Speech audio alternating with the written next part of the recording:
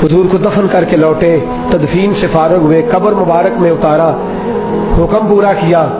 कहते हैं वापस आए तो जनाब अनस से सैयदा फातिमा कहने लगी, अनस तूने भी मेरे रसूल पे मिट्टी डाली है, अनस तेरी जुर्रत हो गई थी। फरमाते उस वक़्त फातिमा का पहला आंसू गिरा और फिर 6 महीने हुजूर के बाद हयात रही, मैंने उसके आंसू गिरते देखे। लोग सो जाते, वो हुजूर के रोज़े पे जाके बैठ जाती। कहते मैं समझाता बहलाता, लेकिन फातिमा कहती अली सब्र अपनी जगह, कर्म अपनी जगह। और मैं तुझे क्या बताऊं, बहन भाई पहले सारे चले गए, वालदा पहले छोड़ गई, अब हुजूर अलैहिस्सलातु सलाम ने भी पर्दा डाल लिया है, मुझे चार और जानिब कुछ दिखाई नहीं देता। कहते 6वां महीना था हुजूर के विसाल को।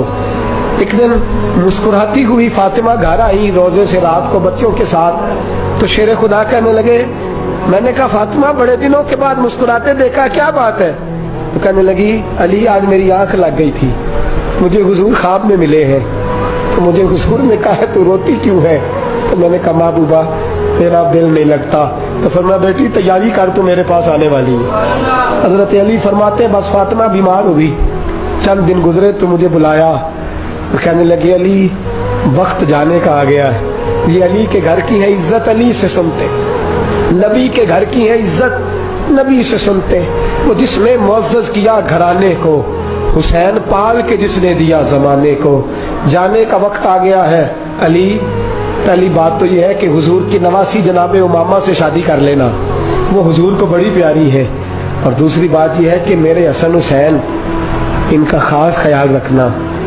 और तीसरे लफ्ज कहे तो हजरत अली तड़प के रोए, कहने लगी मैंने वक्त गुजारा है, आपकी हुकूक मेरी जिम्मेदारी थे, मैं इंसान थी भूल जाती थी, अगर मुझसे कहीं कोई कमी रह गई हो तो मुझे रज़ाए इलाही से दरगुजर करना, कहीं मैं हुजूर के सामने जाके शर्मिंदा ना हो जाऊं। शेर खुदा करम अल्लाह ताला वजहुल करीम फरमाते मैंने हाथ थामा और मैंने कहा फातिमा अली का बड़ा मर्तबा था, पर जो तेरी निस्बत से कमाल था वो तेरा ही था। तू कैसी बात करती है, तूने तो हद कर दी, शहजादी होके मेरे घर में खादिमों की तरह रही।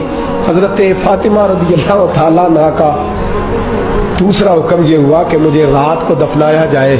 और फरमाया मेरे पहले मदीने में ऐसा नहीं होता था, ये हजरत फातिमा ने सबसे पहले कहा।